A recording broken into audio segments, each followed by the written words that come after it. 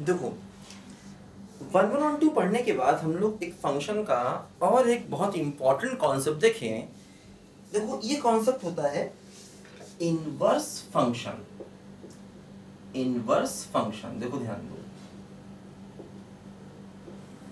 Inverse function. देखो हालांकि इसका भी रिलेशन थोड़ा थोड़ा 1 और 2 से है। देखो क्या होता है, जैसे मैंने मान लिया एक फंक्शन f है और f a से b तक है। a मतलब डोमेन, b मतलब कोडोमेन।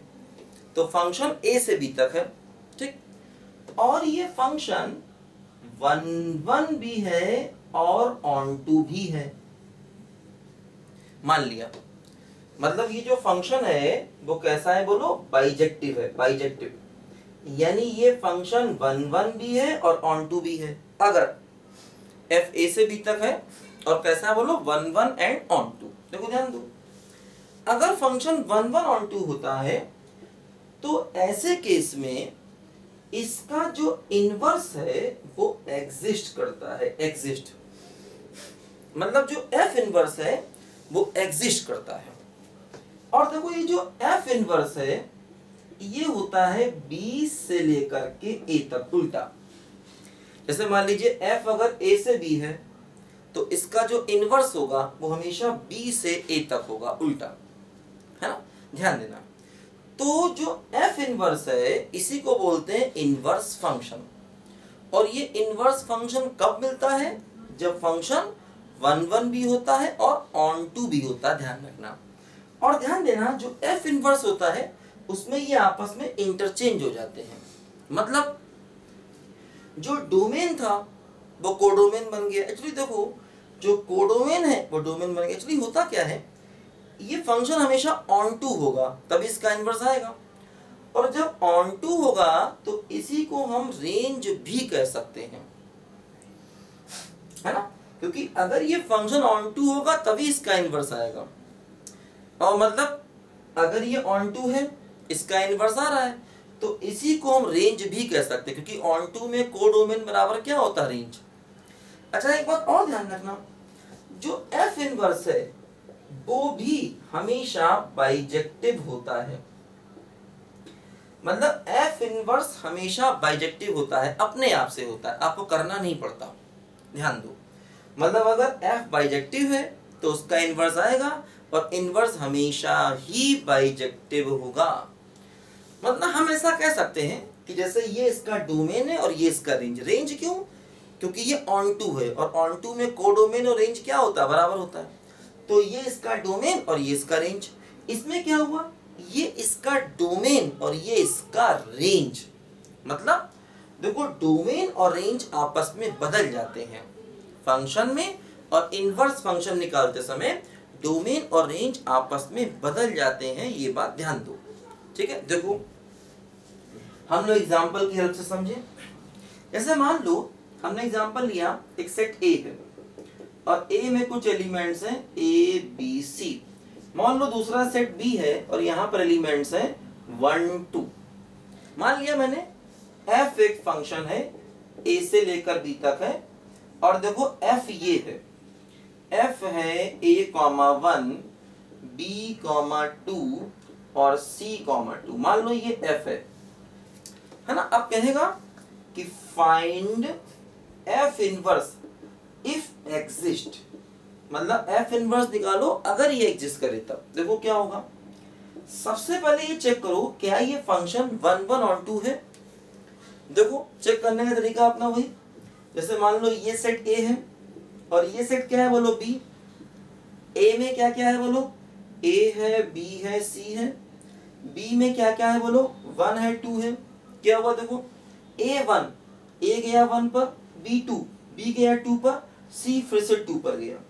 तो क्या हुआ देखो, ये फंक्शन 1 नहीं हुआ क्योंकि दो पॉइंट सेम ऑन टू तो है, इसका रेंज कोडोमेन बराबर है, लेकिन ये 1 नहीं है क्योंकि देखो दो पॉइंट P में सेम है, दो x का सेम y है, तो देखो 1 नहीं है।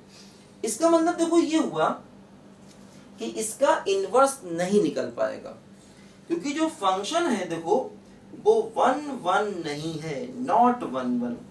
F11 नहीं है, इसलिए इसका इनवर्स नहीं निकल सकता। ध्यान दो, इसका इनवर्स नहीं निकल सकता, ध्यान दीजिए इस बात पे, है ना।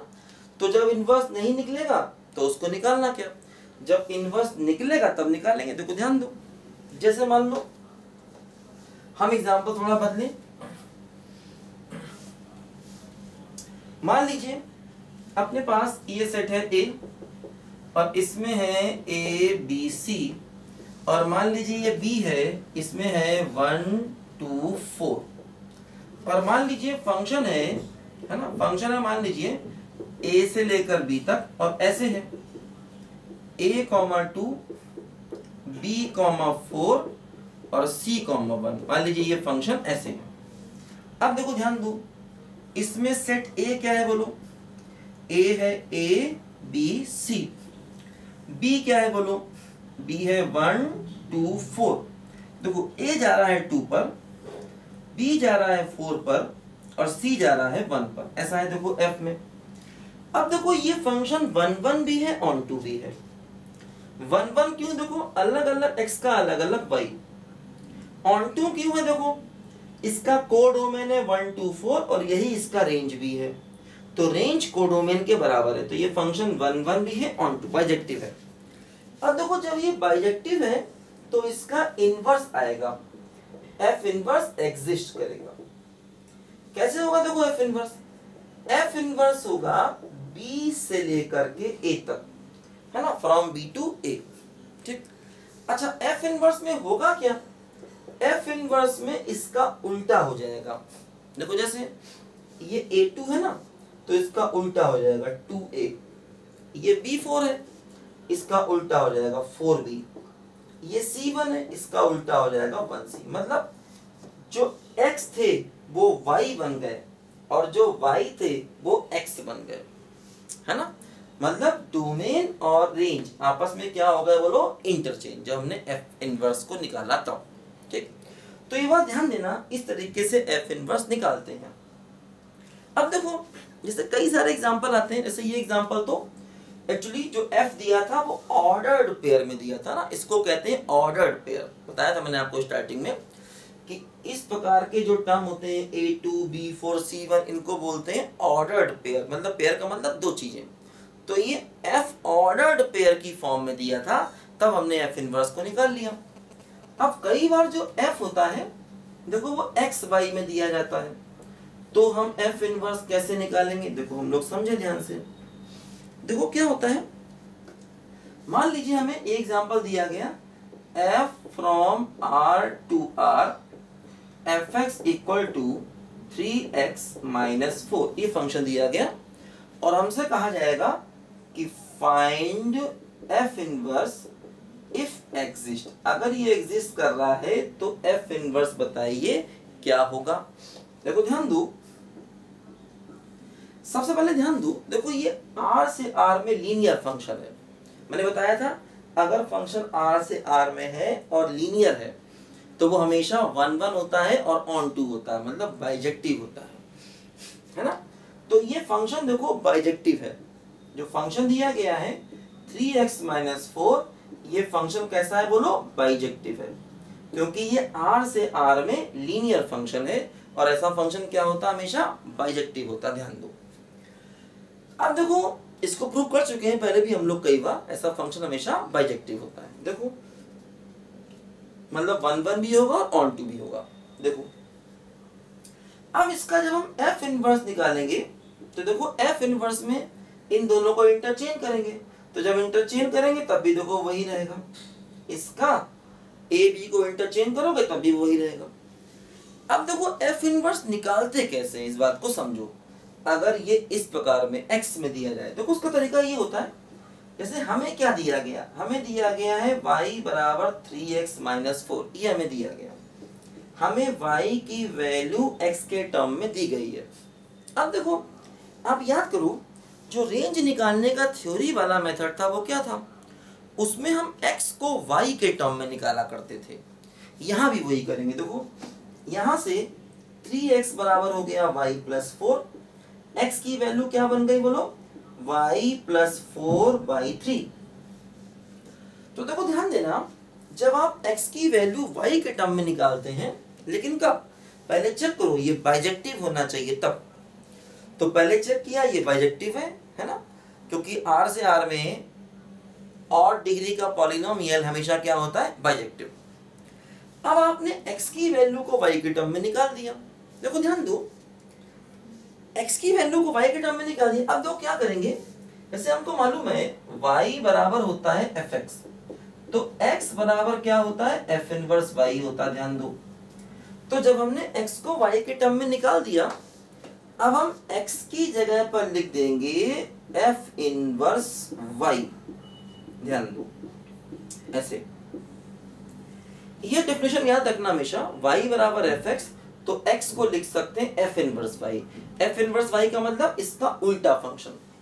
जैसे यहाँ पर x से y मिल रहा है, तो यहाँ पर y से x मिलेगा, इसको ऐसा हमेशा लिख सकते हैं, ये बात याद रखो। तो जैसे ही हमें x y के टर्म में मिला, हमने x को f इनवर्स y लिख दिया।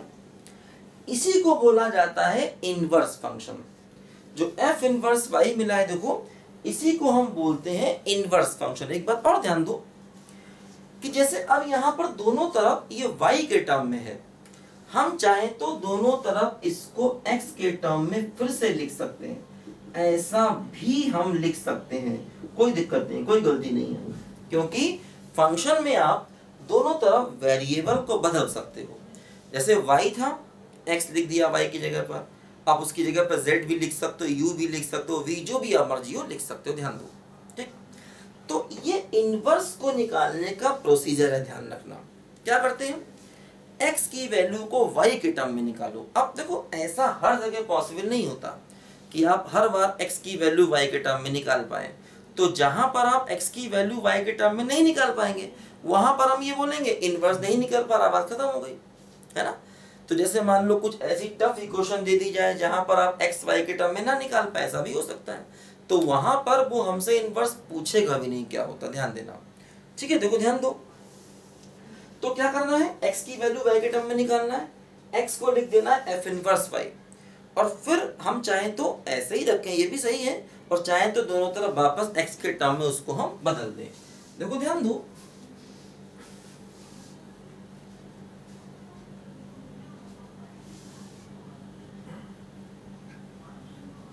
देखो अभी हम लोगों ने एक क्वेश्चन देखा था कि f मान लीजिए r से r है और fx equal to x square plus x plus 1 है। तो अभी हम लोगों ने देखा था कि ये, अभी इससे पहले हम लोगों ने एक कॉन्सेप्ट देखा था कि ये फंक्शन 1 1 नहीं होता, ना तो 1 1 होता है ना, और ऑन टू भी नहीं होता, ना तो ऑन टू होता, ध्यान रखो।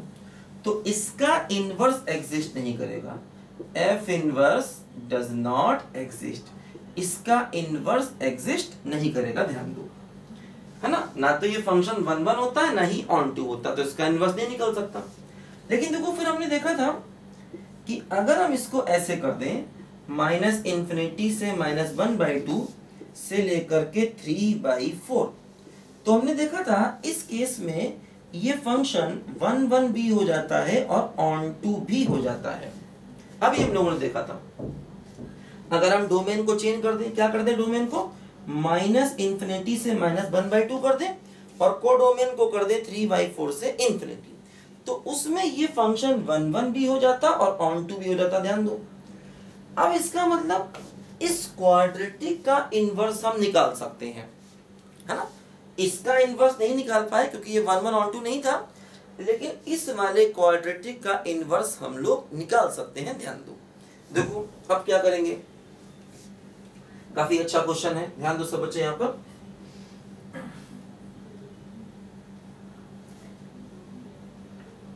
देखो हमने देखा था कि इसका ग्राफ कुछ इस तरीके से ऐसे बनता था, है ना।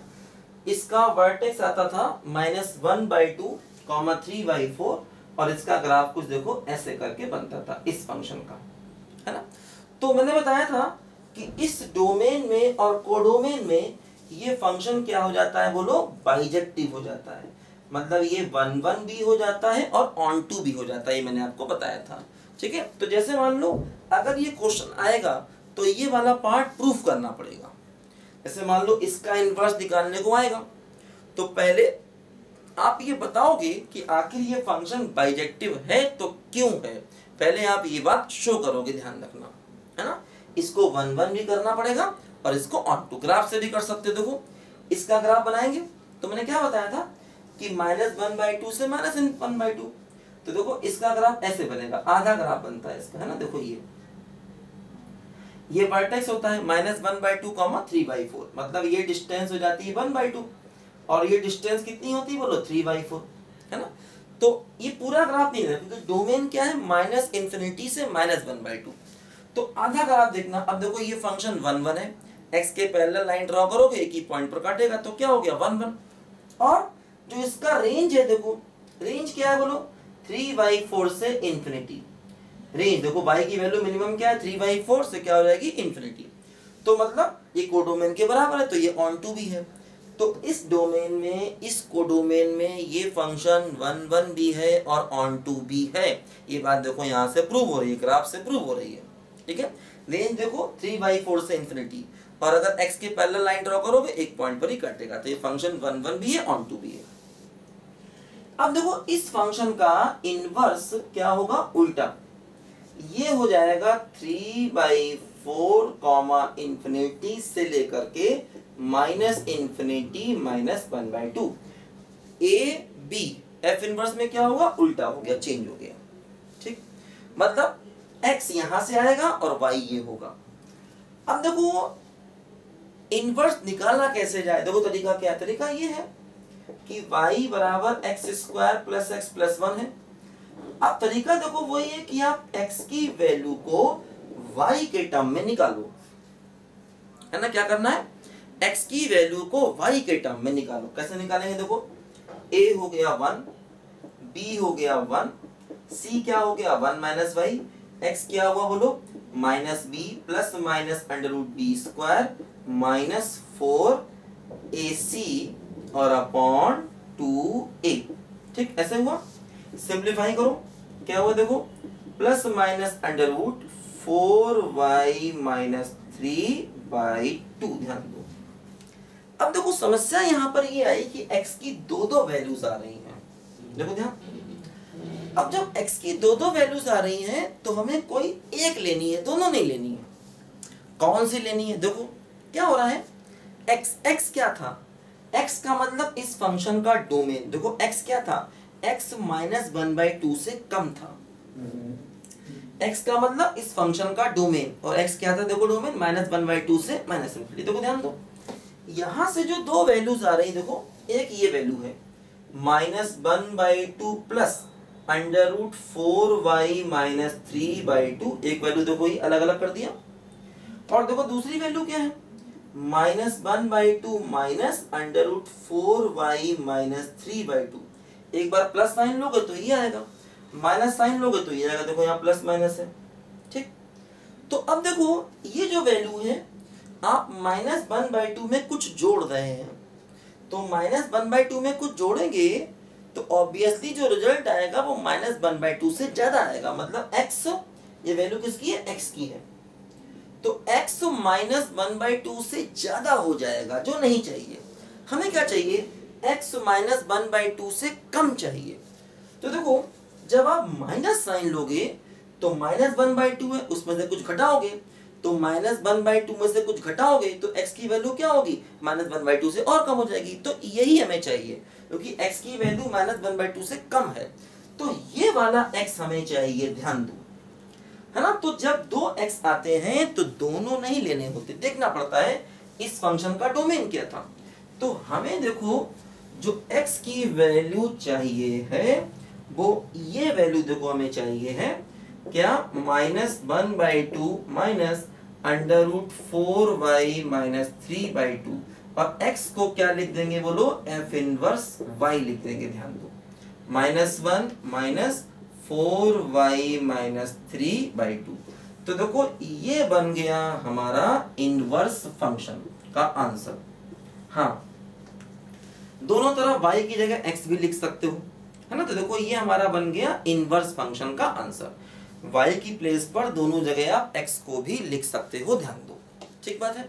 तो ऐसे निकालेंगे इनवर्स फंक्शन हम लोग, ठीक है। x की वैल्यू y के टर्म में निकालेंगे। अब यहाँ पर ध्यान देना होता है कि जब x की दो वैल्यू आई तो एक प्लस वाली आई और एक माइनस वाली आई। यहाँ पर माइनस वाली क्यों ली? क्योंकि इस फंक्शन का डोमेन -1/2 से कम था, और इससे जो x आएगा, देखो ये x की तो वैल्यू है, जो x आएगा वो -1/2 से कम आएगा, ध्यान दो। तो ये x आया, x को लिख दिया f इनवर्स y, तो देखो दोनों तरफ y के टर्म में आ गया। अब हम इसको x के टर्म में बदल सकते हैं, ठीक है। तो ऐसे करना है हमको इनवर्स फंक्शन के क्वेश्चन। लिखो सब बच्चे जरा ध्यान से यहाँ पर।